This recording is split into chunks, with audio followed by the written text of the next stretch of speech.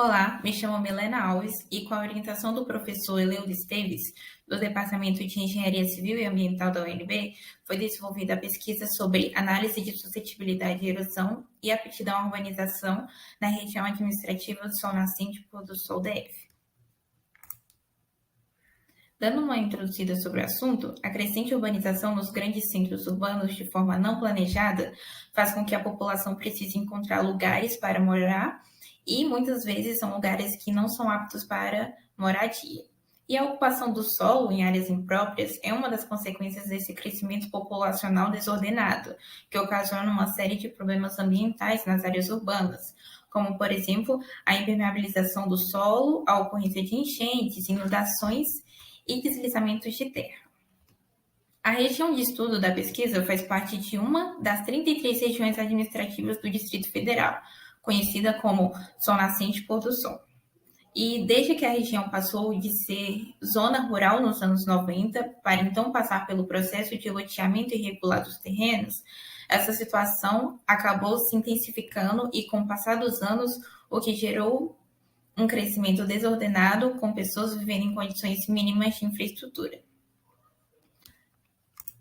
O objetivo da pesquisa é fazer a verificação dessa região administrativa utilizando o software QGIS, que é um SIG, Sistema de Informações Geográficas de uso livre e aberto, para elaborar cartas de suscetibilidade à erosão e aptidão à urbanização, com o intuito de orientar na tomada de decisões no contexto do planejamento urbano.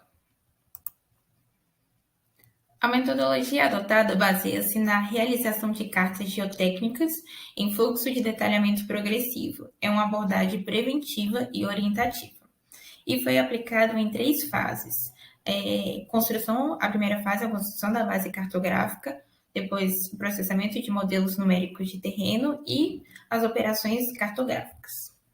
Na primeira fase, foi necessário usar os dados das curvas de nível de 5 metros e os dados de delimitação das áreas de preservação permanente, as APPs, que estão disponíveis no Geoportal, e também os dados de pedologia, que estão disponíveis no site do IBRAM. Nas demais etapas, o objetivo foi utilizar essas curvas de nível, que são dados vetoriais, e transformá-las em dados raster, por meio do processamento de modelos numéricos de terreno, para, enfim, fazer o cruzamento dos dados da primeira fase, usando as operações cartográficas e gerar as cartas de suscetibilidade e aptidão. E os resultados obtidos foram a carta de hipossometria do terreno, com cotas que variam entre 943 metros a 1.188 metros de altitude. A outra é a carta de declividade, em que o terreno possui maior parte das regiões com declividade muito baixa ou baixa, como pode ver na imagem ao lado. E depois temos a carta de pedologia, que mostra a predominância do solo do tipo cambissolo, que é um solo pouco profundo, de origem mineral, com textura média e propenso à erosão. E depois de elaborado todas essas cartas, foi possível chegar ao produto final, que são as cartas de suscetibilidade e aptidão. A carta de suscetibilidade à erosão revelou que as áreas com maior declividade são as mais suscetíveis à erosão, principalmente pelo solo ser cambissolo. E a carta de aptidão à urbanização, indicando que as regiões próximas às APPs e as regiões mais suscetíveis à erosão não são aptas a serem urbanizadas. E com base nos resultados apresentados, foi possível observar que na área de estudo existem poucas regiões com alta suscetibilidade à erosão. Porém, a urbanização está avançando para locais mais suscetíveis e menos aptos a serem urbanizados, como dá para ver nessa imagem ao lado.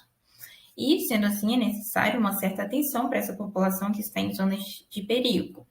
E, assim, possam ser implementadas ações para que ela não sofra futuros problemas.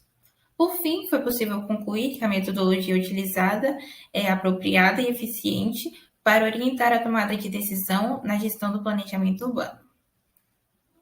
E aqui estão as referências que foram usadas na pesquisa, e obrigada.